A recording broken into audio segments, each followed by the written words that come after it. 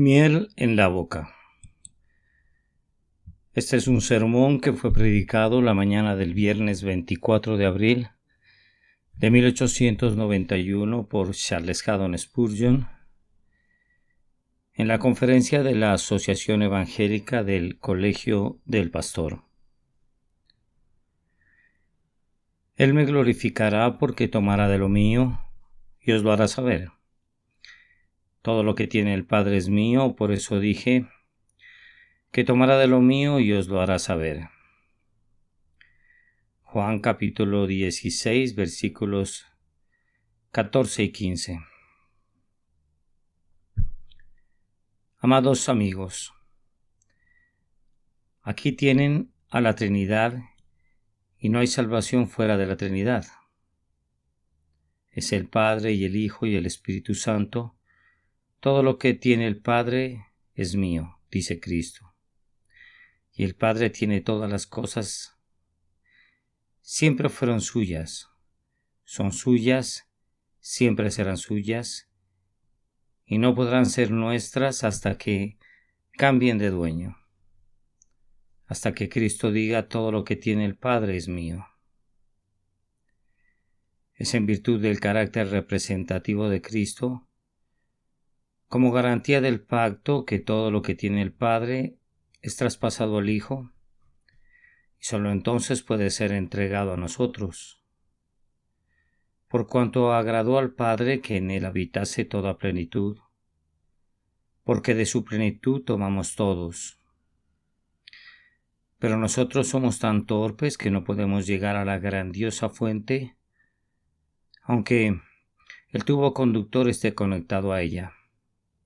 Estamos lisiados, no podemos alcanzarla, pero en eso interviene la tercera persona de la divina unidad, es decir, el Espíritu Santo, que toma de las cosas de Cristo y nos las hace saber. Así que realmente recibimos lo que es del Padre a través de Jesucristo por el Espíritu. Ralph Erskine, en su prefacio a un sermón sobre el versículo 15, tiene un notable comentario.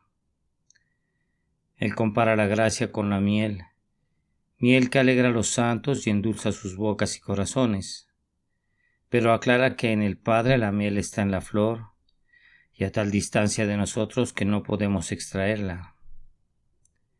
En el Hijo, la miel está en el panal preparada para nosotros en nuestro Emmanuel, Dios hombre, el Verbo hecho carne que dice, todo lo que tiene el Padre es mío, y mío para uso y provecho de ustedes.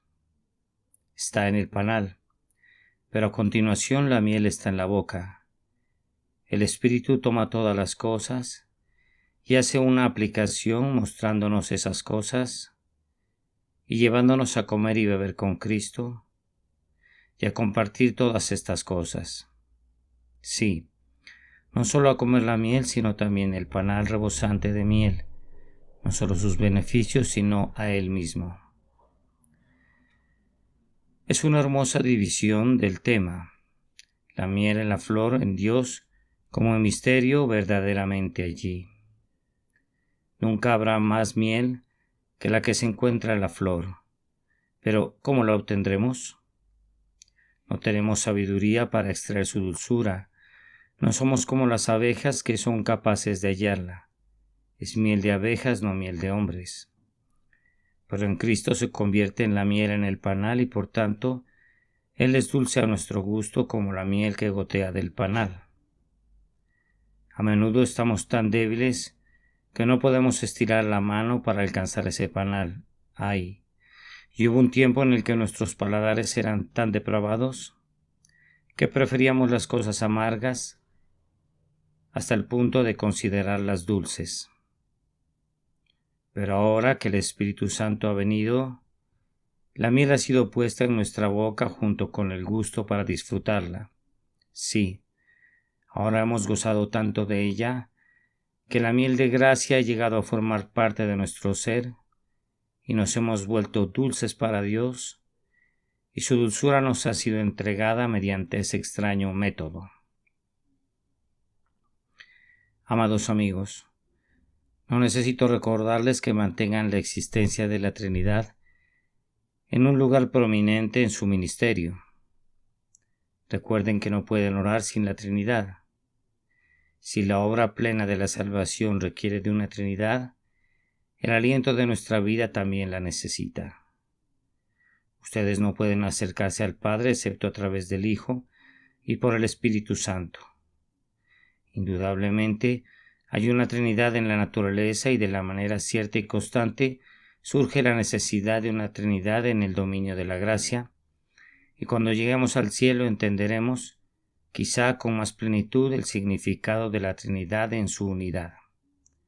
Pero, si eso es algo que no podamos entender nunca, al menos lo captaremos con más amor y nos regocijaremos más intensamente cuando los triples tonos de nuestra música se eleven en perfecta armonía hasta Él, que es uno e indivisible, y sin embargo es tres, por siempre bendito Padre, Hijo y Espíritu Santo, único Dios. Ahora, en cuanto al punto que debo abrirles el día de hoy, aunque yo no pueda hacerlo, Él sí lo hará. Debemos sentarnos aquí y pedir que podamos experimentar ese texto en nosotros. Él me glorificará porque tomará de lo mío y os lo hará saber. Que lo experimentemos en este preciso momento. Primero, la obra del Espíritu Santo. Tomará de lo mío y os lo hará saber. Segundo, el propósito del Espíritu Santo y su eficacia. Él me glorificará. Y luego, en tercer lugar, como en ambas cosas, Él es el Consolador. Es el Consolador quien lo hace, y encontraremos nuestro consuelo más rico y seguro en esta obra del Espíritu Santo, quien tomará de las cosas de Cristo y nos las hará saber. Primero, la obra del Espíritu Santo. Es evidente, queridos amigos, que el Espíritu Santo trata con las cosas de Cristo. Como dijo nuestro hermano Archibald Brown, al comentar el capítulo que estamos estudiando ahora, él no tiene ningún propósito de originalidad. Trata con las cosas de Cristo. Todas las cosas que Cristo había oído de su Padre nos las hizo saber. Se apegó estrictamente a ellas y ahora el Espíritu toma únicamente de las cosas de Cristo. No debemos esforzarnos por buscar algo nuevo. El Espíritu Santo podría tratar con cualquier otra cosa arriba en el cielo o abajo en la tierra. La historia de las edades pasadas, la historia de las edades por venir, los secretos íntimos de la tierra, la evolución de todas las cosas, si hubiese una evolución. Él podría hacer todo eso. Como el Señor podría manejar cualquier clase de tópicos que eligiera, pero se limita a las cosas de Cristo y en ello encuentra libertad inefable e ilimitada independencia. ¿Acaso piensas, querido amigo, que puede ser más sabio que el Espíritu Santo? ¿Y si su elección es sabia? ¿Acaso tu elección podría serlo si comenzaras a tomar de las cosas de algo o de alguien más? Tendrás al Espíritu Santo cerca de ti cuando estéis recibiendo de las cosas de Cristo. Pero, ¿cómo se dice que el Espíritu no trata nunca sobre otra cosa? Cuando estás haciendo uso de otras cosas el día domingo, las haces tú solo, y entonces el púlpito se convierte en una lúgubre soledad. Aún en medio de una multitud, si el Espíritu Santo no está allí contigo. Puedes inventar, si lo crees conveniente, una teología que brote de tu brillante cerebro, pero el Espíritu Santo no está allí contigo. Pero fíjate bien, algunos de nosotros estamos resueltos a quedarnos con las cosas de Cristo y continuar tratando con ellas mientras Él nos permita hacerlo. Y sentimos que estamos en tan bendita compañía con el Espíritu Divino que no envidiamos tu amplio bagaje de conocimientos. El Espíritu Santo todavía existe y trabaja y enseña en la iglesia, pero tenemos una regla mediante la cual podemos saber si lo que la gente asegura que es una revelación lo es realmente o no. Él tomará de lo mío. El Espíritu Santo no irá nunca más allá de la cruz ni de la venida del Señor. Él no irá más allá de lo que concierne a Cristo. Tomará de lo mío. Por tanto, cuando alguien susurra a mi oído que esto o aquello le ha sido revelado, y yo no lo encuentro en la enseñanza de Cristo ni de sus apóstoles, le respondo que debemos ser enseñados por el Espíritu Santo. Su única vocación es tratar con las cosas de Cristo. Si olvidamos esto, podemos ser arrastrados por extravagancias, como ya lo han experimentado muchos. Los que quieran tratar con otras cosas, que lo hagan, pero en cuanto a nosotros estaremos satisfechos con encerrar nuestros pensamientos y nuestra enseñanza dentro de estos límites ilimitados. Él tomará de lo mío y os lo hará saber. Me gusta pensar que el Espíritu Santo trata con estas cosas. Son tan dignas de Él. Ahora se ha elevado a las montañas. Su mente poderosa está entre las infinitudes cuando trata con Cristo, pues Cristo es el infinito con el velo de lo infinito. Vamos, Él parece algo más que infinito cuando penetra lo finito, y el Cristo de Belén es menos entendible que el Cristo del seno del Padre. Parecería, si eso fuera posible, que Él ha sobrepasado lo infinito y el Espíritu Santo tiene aquí temas que son dignos de su vasta naturaleza. Cuando te has pasado todo el domingo por la mañana contrayendo poco a poco un texto hasta convertirlo en nada, ¿qué has hecho? Un rey pasó todo un día tratando de hacer un retrato sobre la semilla de una cereza. Un rey que gobernaba imperios, y aquí hablamos de un ministro que profesa que tiene un llamado del Espíritu Santo para el oficio de tomar de las cosas de Cristo, que ha desperdiciado toda una mañana con preciosas almas moribundas, predicándoles sobre un tema sin mayor importancia. Oh, imiten al Espíritu Santo. Si profesan que Él habita en ustedes, entonces sean movidos por Él. Que se diga de ustedes en su medida lo mismo que se dice del Espíritu Santo, aunque sin medida. Tomará de lo mío y os lo hará saber. Ahora bien, ¿qué hace el Espíritu Santo? Él trata con hombres débiles, sí. Él mora en nosotros, pobres criaturas. Yo puedo entender que el Espíritu Santo tome de las cosas de Cristo y se regocije en ello. Pero lo maravilloso es que glorifique a Cristo mostrándonos estas cosas, y sin embargo, hermanos, es en medio de nosotros que Cristo es glorificado. Nuestros ojos lo verán. Un Cristo oculto es poco glorioso, y las cosas de Cristo que no han sido gustadas y que no son amadas parecen haber perdido mucho de su fulgor. Pero al mostrar al pecador la salvación de Cristo le glorifica, y por tanto dedica su tiempo, y ha dedicado todos estos siglos, a tomar de las cosas de Cristo para que nosotros las conozcamos. Es una gran condescendencia de su parte que nos muestre esas cosas, pero también es un milagro. Si se reportara que repentinamente las piedras cobran vida y los cerros tienen ojos y los árboles cuentan con oídos, sería algo extraño, pero que a nosotros que estábamos muertos y ciegos y sordos, en un sentido terrible, pues lo espiritual es más enfático que lo natural, a nosotros que estábamos tan alejados, el Espíritu nos haga saber las cosas de Cristo. Es para su honra. Y así lo hace. Él baja del cielo para morar con nosotros. Démosle honra y bendigamos su nombre. Yo nunca he podido decidir qué admiro más como acto de condescendencia, la encarnación de Cristo o la morada del Espíritu Santo en nosotros. La encarnación de Cristo es maravillosa, que asumiera la naturaleza humana, pero observen, el Espíritu Santo habita en la naturaleza humana pecaminosa, no en la naturaleza humana perfecta, sino en la naturaleza humana imperfecta, y continúa morando en un cuerpo que fue creado exclusivamente para Él, puro y sin mancha. No, sino que mora en nuestro cuerpo. ¿Acaso no saben que son templos del Espíritu Santo?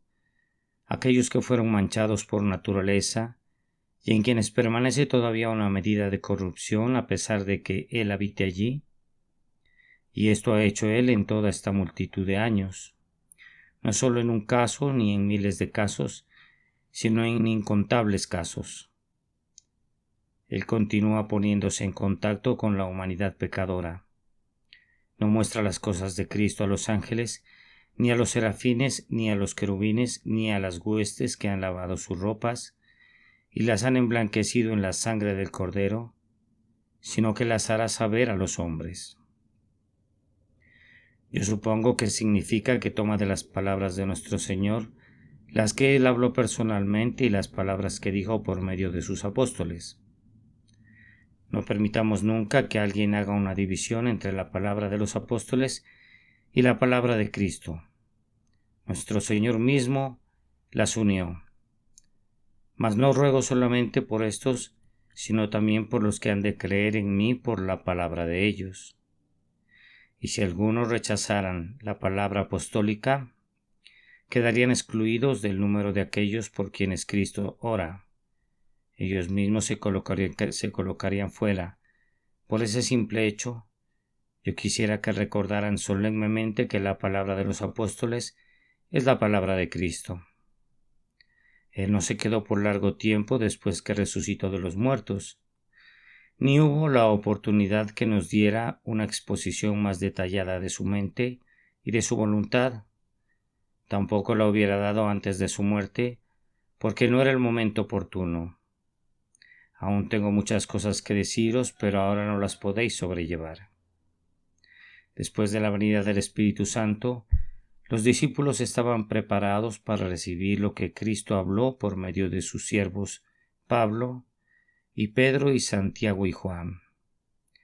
Ciertas doctrinas que algunos afirman que no son reveladas por Cristo, sino por sus apóstoles, fueron todas reveladas por Cristo, cada una de ellas. Todas pueden ser encontradas en su enseñanza, pero muchas de ellas se encuentran en forma parabólica.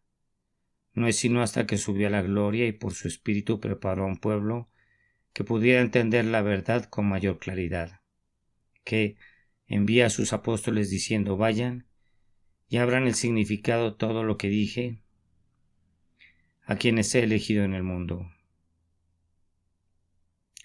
El significado está todo allí, lo mismo que todo el Nuevo Testamento está en el Antiguo, y a veces he pensado que en lugar de que el Antiguo sea menos inspirado que el Nuevo, es más inspirado. Las cosas están más condensadas en el Antiguo Testamento que en el Nuevo Testamento, si fuera posible. Hay mundos de significados en una línea preñada del Antiguo Testamento y en palabras del propio Cristo. Es así. Él es el Antiguo Testamento en el que entran las epístolas como un tipo de Nuevo Testamento, pero todo forma una unidad indivisible, no pueden ser separados. Bien, las palabras del Señor Jesús y las palabras de sus apóstoles deben ser interpretadas para nosotros por el Espíritu Santo. Nunca llegaríamos al meollo de su significado sin su enseñanza. Nunca entenderíamos su sentido pleno si comenzáramos a disputar acerca de las palabras diciendo: yo no puedo aceptar esas palabras. Si no quieres tener la cáscara, nunca tendrás al polluelo. Eso es imposible. Las palabras no son inspiradas, afirman. Un ejemplo de una escena en la corte puede ayudarnos a entender lo débiles y confusas que son las palabras que no tienen el debido respaldo. Pensemos en un hombre que es llamado a la corte como testigo y que jura decir la verdad, y dice que así lo ha hecho, pero cuando lo someten a interrogatorio dice: pues bien, he dicho la verdad, pero retiro mis palabras. El abogado que lo está interrogando tiene una copia de cierta declaración suya. El testigo dice: ¿sabe? Yo no garantizo la verdad de esas palabras. Entonces le preguntan: ¿cuál es su testimonio entonces? ¿No tenemos ninguna otra declaración? No entendemos nada de lo que quiere decir. Todo lo que ha dicho bajo juramento fueron sus propias palabras. Todo lo que esto significa es que ese individuo es en realidad un mentiroso, un pérjuro. Bueno, yo no digo más de lo que el sentido común sugeriría si estuviéramos en una corte. Ahora, Si un hombre que estuviera predicando le dijera, yo he dicho la verdad, pero aún así no pudiera garantizar que mis palabras sean ciertas, ¿qué queda? Si no hubiera inspiración en las palabras de Dios, tendríamos una inspiración impalpable que se escurriría poco a poco entre los dedos sin dejar ningún rastro. Bien, tomen las palabras y nunca disputen sobre ellas. Sin embargo, no podrían llegar al alma de su significado genuino, si el Espíritu Santo no los condujera hasta allí. Quienes la escribieron en muchas ocasiones no entendían por completo lo que escribían. Algunos de ellos preguntaban y escudriñaban diligentemente para entender esas cosas que el Espíritu Santo les había hablado y que les había ordenado anunciar. Y ustedes, a quienes se dirigen estas palabras, tendrán que hacer lo mismo, de venir y decir, Gran Señor, te damos gracias de todo corazón por el libro, y te agradecemos porque has puesto el libro en palabras, pero ahora, buen Señor, no vamos a cavilar acerca de la letra como lo hicieron los judíos antiguamente y los rabinos y los escribas, perdiendo así su significado. Abre de par en par la puerta de las palabras para que podamos entrar a la cámara secreta de su significado y enséñanos lo que dicen, te lo pedimos. Tú tienes la llave, llévanos adentro. Queridos amigos, siempre que quieran entender un texto de la Escritura, traten de leerlo en el original. Consulten con alguien que haya estudiado su significado en el idioma original, pero recuerden que la manera más efectiva para adentrarse en un texto es orar en el Espíritu Santo. Oren por entender todo el capítulo. Afirmo que si leemos de rodillas un capítulo buscando en cada palabra a quien la dio, el significado vendrá a ustedes infinitamente más iluminado que por vía de cualquier otro método utilizado para estudiarla. Él me glorificará, porque tomará de lo mío y os lo hará saber.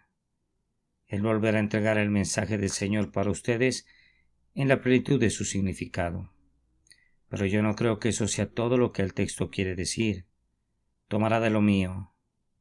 En el siguiente versículo el Señor pasa a decir, todo lo que tiene el Padre es mío. Por tanto, yo pienso que quiere decir que el Espíritu Santo nos enseñará las cosas de Cristo.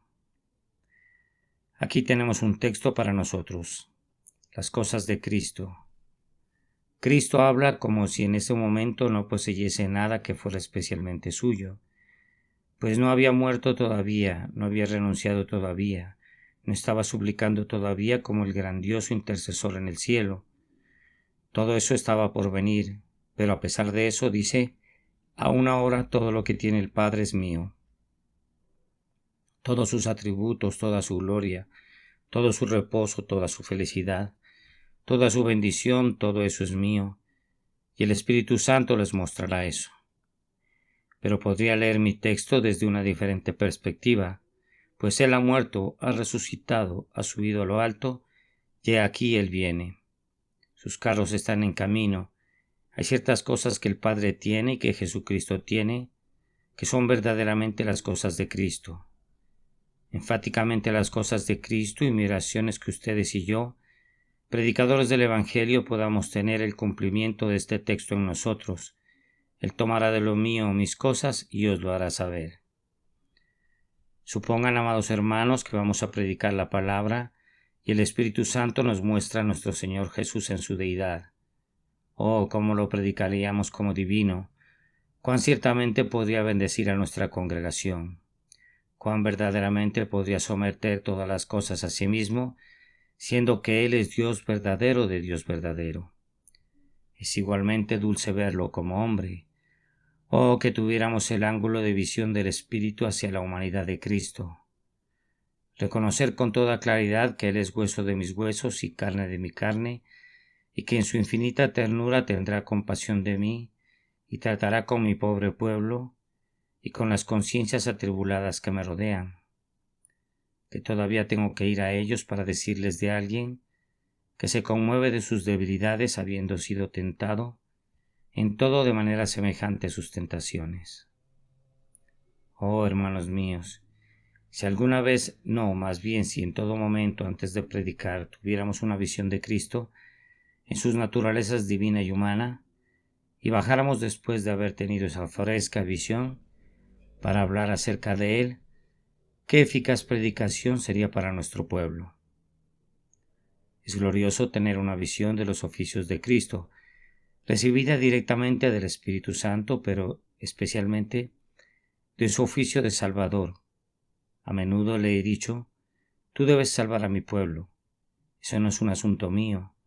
Nunca he puesto un letrero sobre mi puerta diciendo que soy un Salvador, ni me he erigido como tal, pero tú has sido preparado para ese oficio.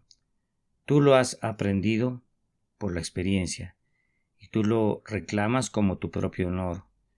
Tú eres exaltado en lo alto como un príncipe y un Salvador. Haz tu obra, Señor mío. Yo tomé este texto y lo prediqué a unos pecadores el otro domingo por la noche, y sé que Dios lo bendijo mientras les decía: que el Espíritu Santo les muestre que Cristo es un Salvador. Un médico no espera que ustedes se disculpen cuando acuden a Él porque están enfermos, pues Él es médico y Él los necesita para poder demostrar su capacidad. De igual manera, Cristo es un Salvador y no necesitan disculparse por acudir a Él, pues Él no podría ser un Salvador si no tuviera nadie a quien salvar. El hecho es que Cristo no puede tomar posesión de nosotros de otra manera, excepto por nuestro pecado. El punto de contacto entre el enfermo y el médico es la enfermedad. Nuestro pecado es el punto de contacto entre nosotros y Cristo. Oh, que el Espíritu de Dios tomara de los oficios divinos de Cristo, especialmente del de Salvador, y nos lo hiciera saber. ¿Alguna vez les enseñó el Espíritu Santo estas cosas de Cristo, es decir, sus compromisos del pacto? Cuando acordó el pacto con el Padre fue para comprometerse a traer muchos hijos a la gloria. No perdería ninguno de los que el Padre le dio, sino que serían salvados. Tiene el compromiso con su Padre de traer a sus elegidos a casa.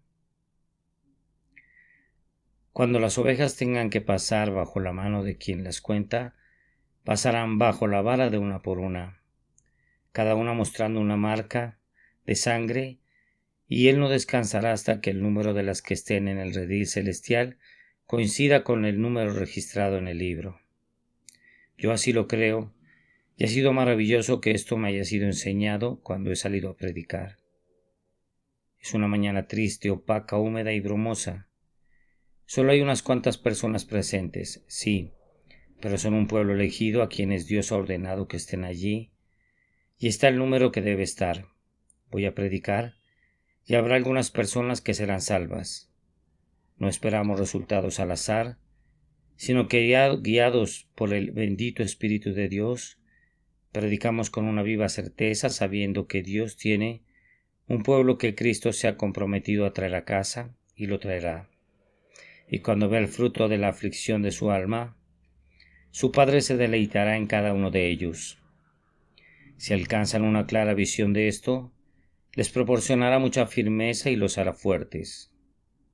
Él tomará de lo mío y les enseñará mis compromisos del pacto, y cuando los vean recibirán mucho consuelo.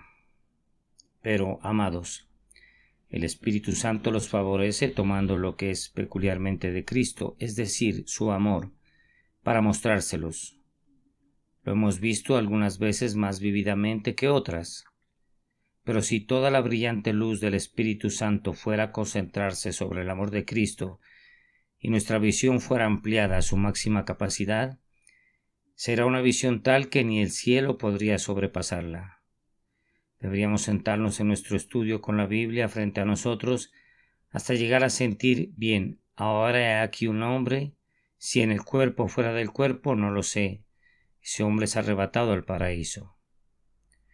Oh, poder ver el amor de Cristo a la luz del Espíritu Santo cuando nos es revelado así. No solamente vemos la superficie, sino el propio amor de Cristo. Ustedes saben que no han visto nada todavía, estrictamente hablando. Solo ven la apariencia de la cosa, la luz que se refleja en ella. Eso es todo lo que ven. Pero el Espíritu Santo nos muestra la verdad desnuda, la esencia del amor de Cristo, ¿Y cuál es esa esencia? Ese amor que no tiene principio, inmutable, ilimitado, sin fin, y ese amor que ha sido depositado sobre su pueblo simplemente por motivos que provienen de él y no por ningún motivo extra. Cual sea ese motivo. ¿Qué lengua podría expresarlo? ¿O es una visión encantadora? Yo pienso que si pudiera haber una visión más maravillosa que el amor de Cristo, sería la visión de la sangre de Cristo. Hablamos mucho de la sangre de Cristo, pero cuán poco la podemos entender. Es el punto culminante de Dios. No conozco nada más divino.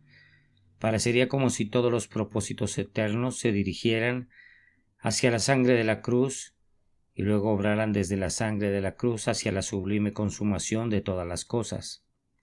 Oh, pensar que Él habría de hacerse hombre. Dios creó el espíritu, un espíritu puro, un espíritu encarnado, y luego lo material.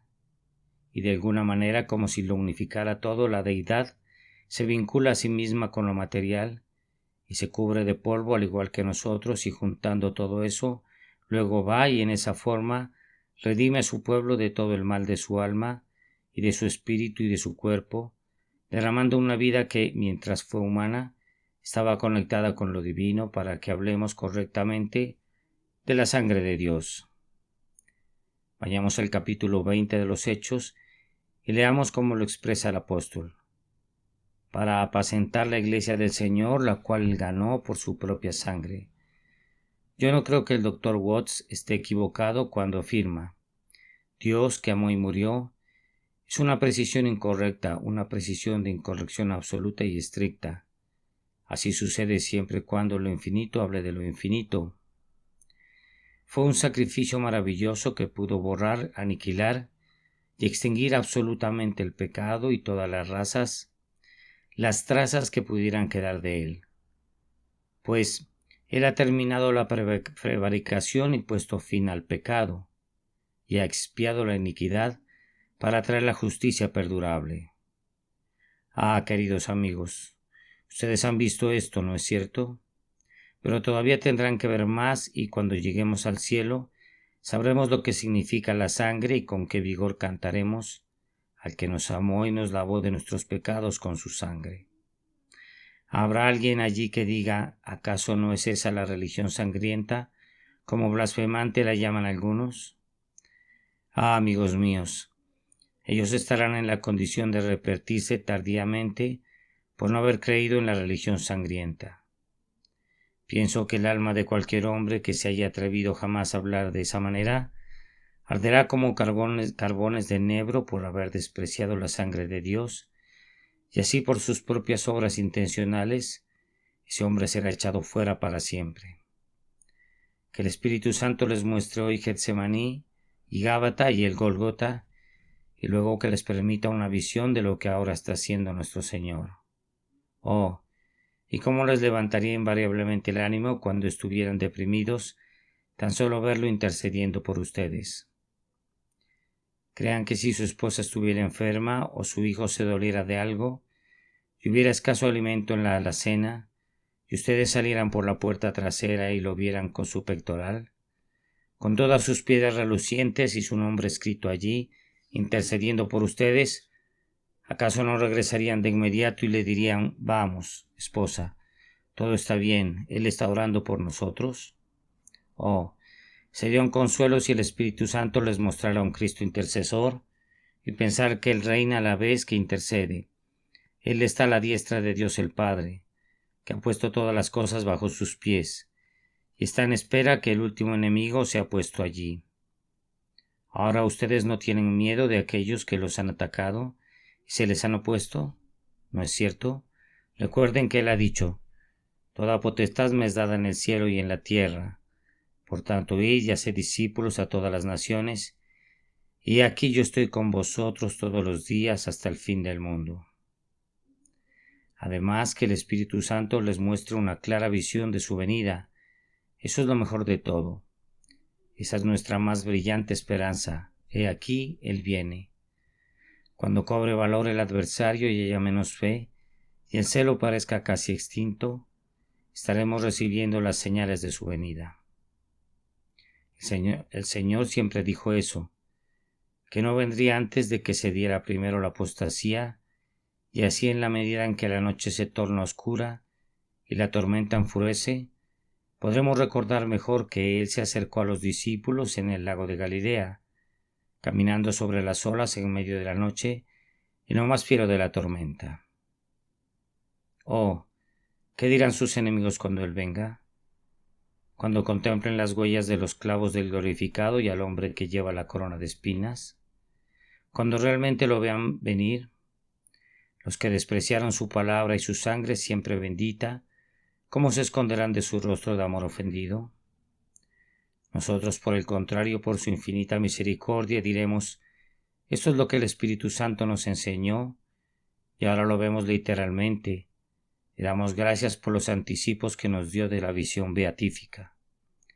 No he terminado con el primer encabezado todavía porque hay un punto que necesito que recuerden. Cuando el Espíritu Santo toma de las cosas de Cristo y nos las hace saber, tiene un propósito al hacerlo. Espero que no se rían cuando les recuerde los que hacen los niñitos a veces en la escuela. He visto a un niño que saca de su bolsillo una manzana y le dice a su compañero, ¿ves esta manzana? Sí, replica el otro. Entonces verás cuando me la como, dice el primero. Pero el Espíritu Santo no es ningún tántalo que toma de las cosas de Cristo para guardarlas y mofarse de nosotros. No, Él dice, ¿ves estas cosas? Si puedes verlas, puedes tenerlas. ¿Acaso no dijo el propio Cristo, mirad a mí y sed salvos todos los términos de la tierra? Mirar les proporciona un argumento y si puedes verlo, Él es suyo. Sucede con ustedes lo mismo que le ocurrió a Jacob en relación al tema del Espíritu que enseña cosas.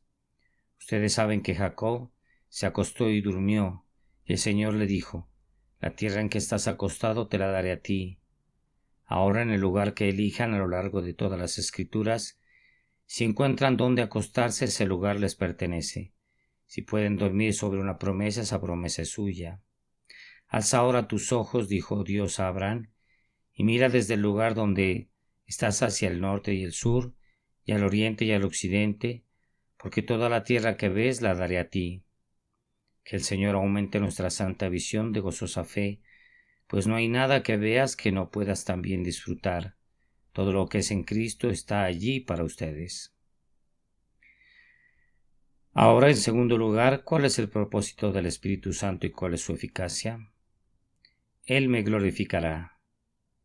Ah, hermanos, el Espíritu Santo no viene nunca para glorificarnos a nosotros, o para glorificar a una denominación, o creo ni siquiera para glorificar un arreglo sistemático de doctrinas. Él viene para glorificar a Cristo. Si queremos tener el mismo propósito, debemos predicar para glorificar a Cristo. No alberguemos nunca este pensamiento, voy a incorporar este trozo, va a sonar muy bien. Los amigos sentirán que la oratoria no ha desaparecido todavía, que Demóstenes está presente en esta aldea. No, debo decirte, hermano, que aunque sea una pieza encantadora, debes eliminarla sin piedad, pues si has tenido un pensamiento así, no debes ponerte en el camino de la tentación al usarlo. Si es una magnífica frase, no sé bien dónde la encontré o si viene de mi inspiración. Me temo que la mayoría de nuestros amigos no la entenderán, pero les dará la impresión que cuentan con un pensador profundo en el púlpito. Pues bien, aunque sea muy admirable y además aunque pudiera ser algo muy correcto predicarles esa preciosa pieza, si piensas así, elimínala, bórrala sin piedad. Debes decir no. Si mi objetivo no es glorificar claramente a Cristo, no tendría el mismo propósito del Espíritu Santo y no podría esperar su ayuda. No tendríamos el mismo objetivo y por tanto no estaría predicando para glorificar a Cristo de manera simple, sincera y única. Entonces, ¿cómo glorifica a Cristo el Espíritu Santo? Es muy hermoso pensar que Él glorifica a Cristo mostrando las cosas de Cristo. Si quisieras honrar a alguien, tal vez le llevarías un regalo que pudiera utilizar para decorar su casa. Pero en este caso, si quieres glorificar a Cristo, debes Ir y tomar las cosas de la casa de Cristo, las cosas de Cristo. Siempre que tenemos que alabar a Dios, ¿qué hacemos? Simplemente decimos lo que Él es. Tú eres esto, tú eres eso.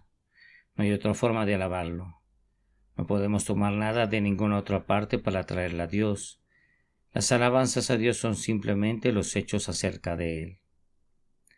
Si quieres alabar al Señor Jesucristo, háblale a la gente acerca de Él. Toma de las cosas de Cristo y enséñalas a la gente y glorificarás a Cristo. Ay, yo sé lo que ustedes harán. Tejerán palabras y les darán forma y las ordenarán de una manera elegante hasta producir una encantadora pieza literaria.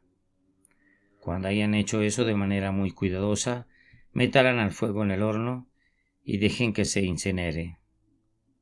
Posiblemente puedan hornear pan con eso. Hermanos, es mejor que digamos lo que es Cristo que inventar 10,000 palabras bonitas de alabanza en referencia a Él. Él me glorificará porque tomará de lo mío y os lo hará saber. Además, yo pienso que el bendito Espíritu glorifica a Cristo al hacernos saber las cosas de Cristo como de Cristo. Oh, ser perdonados, sí, es algo grandioso, pero encontrar ese perdón en sus heridas, eso es algo más grandioso aún. Oh, alcanzar la paz, sí, pero encontrar esa paz en la sangre de su cruz. Hermanos, mantengan la señal de la sangre muy visible sobre todas las misericordias que reciben.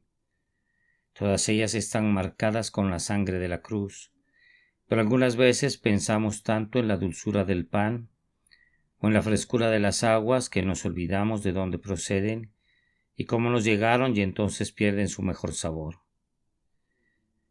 Que haya venido de Cristo es lo mejor acerca de la mejor cosa que provenga jamás de Cristo. Que Él mismo me salve es de alguna manera mejor que simplemente ser salvado. Ir al cielo es una gran bendición, pero yo sé que es mejor estar con Cristo y como resultado de ello ir al cielo. Él es el mismo y lo que procede de Él, lo que es lo mejor de todo porque viene de Él mismo. Así, el Espíritu Santo glorificará a Cristo haciéndonos saber que estas cosas de Cristo son verdadera y plenamente de Cristo, y todavía están vinculadas con Cristo y únicamente las gozamos porque nosotros estamos unidos a Cristo. Entonces se dice en el texto, Él me glorificará porque tomará de lo mío y os lo hará saber. Sí, que el Espíritu Santo nos haga conocer a Cristo, ciertamente glorifica a Cristo. ¿Cuántas veces he anhelado que hombres de mentes sobresalientes pudieran ser convertidos? He deseado que pudiéramos contar con unos cuantos hombres como Milton, pero que cantaran al amor de Cristo. Unos cuantos hombres poderosos, maestros de política y de ciencias semejantes, que consagran sus talentos a la predicación del Evangelio. ¿Por qué no sucede así? Bien, porque parece que el Espíritu Santo no cree que esa sea la manera de glorificar supremamente a Cristo y prefiere como una mejor manera de hacerlo traernos a personas comunes y tomar de las cosas de Cristo y hacérnoslas saber.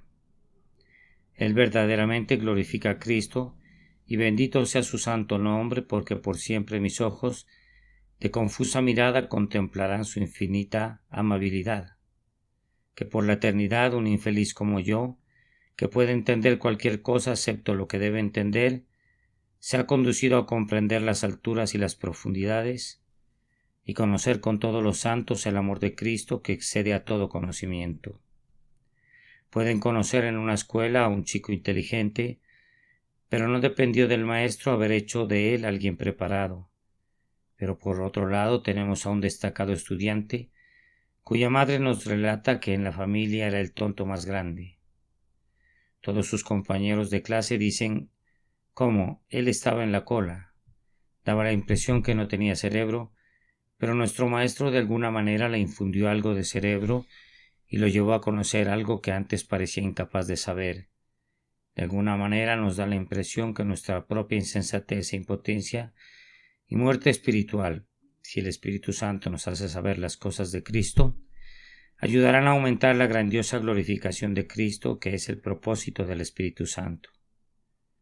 Luego, amados hermanos, Puesto que es para honra de Cristo que sus cosas sean dadas a conocer a los hombres, Él nos las hará saber, para que nosotros vayamos y las hagamos saber a otras personas. Esto no lo podemos hacer nosotros, excepto en la medida que Él esté con nosotros para abrir los ojos a los demás.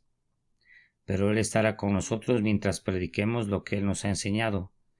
Así que el Espíritu Santo realmente estará haciéndolo saber a los otros, al tiempo que nos lo muestra a nosotros mismos.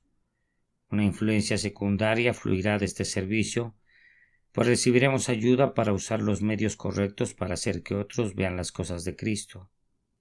Se nos acabó el tiempo, pero en tercer lugar, debemos señalarles simplemente cómo en ambas cosas Él es nuestro consolador. Lo es, primero por esta razón, que no hay ningún consuelo en el mundo como la visión de Cristo. Él nos hace saber las cosas de Cristo, oh hermanos. Si ustedes son pobres y el Espíritu Santo les muestra que Cristo no tenía dónde reclinar su cabeza, ¿qué visión consoladora es para ustedes? Y si están enfermos y el Espíritu Santo les muestra los sufrimientos que tuvo que soportar Cristo, ¿qué consuelo les llega a ustedes?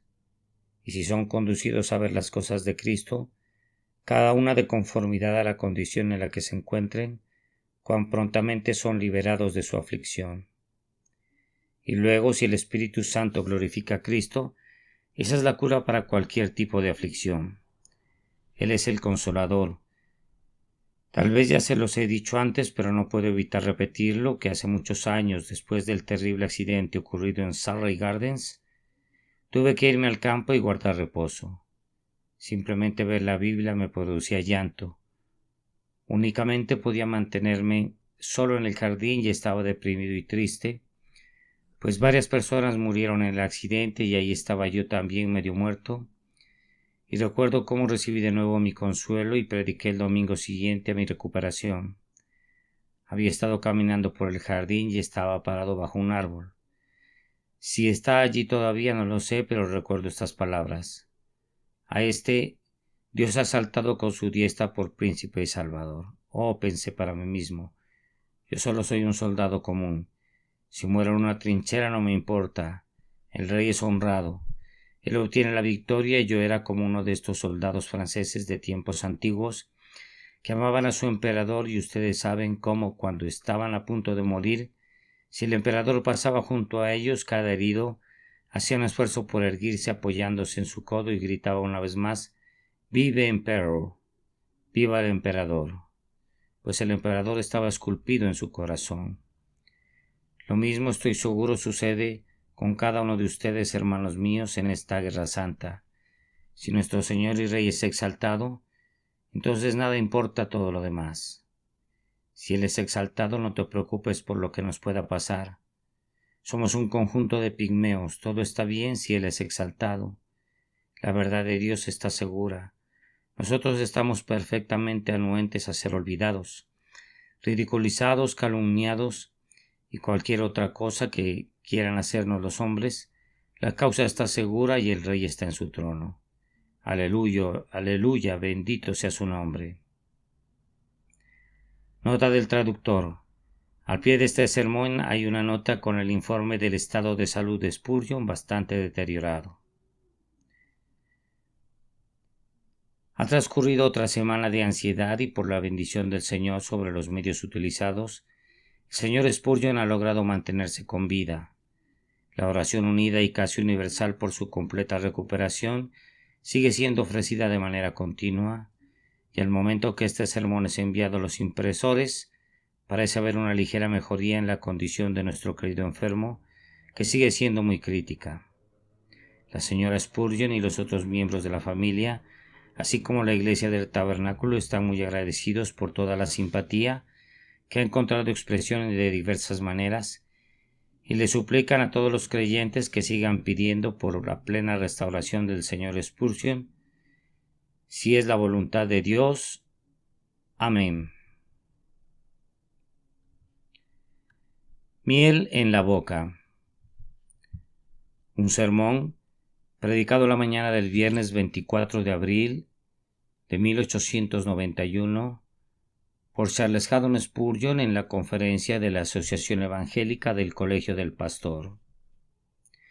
Él me glorificará porque tomará de lo mío y os lo hará saber: todo lo que tiene el Padre es mío. Por eso dije que tomará de lo mío y os lo hará saber. Juan capítulo 16, versículo 14 al 15.